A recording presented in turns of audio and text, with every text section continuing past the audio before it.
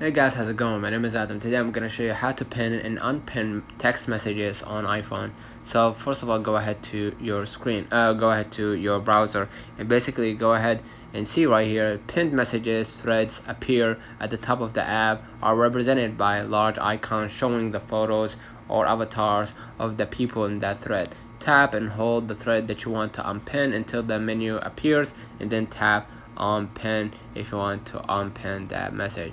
But if you want to pin on my phone text, go ahead and open a conversation or start new messages, and then tap the plus button and tap location and tap the map pin and then send the pin. This is for your location. But if you want to pin and unpin a conversation in the chat next to the conversation, click more options, click pin or unpin. So I'm gonna go back to my screen, go ahead to my messages right here, right?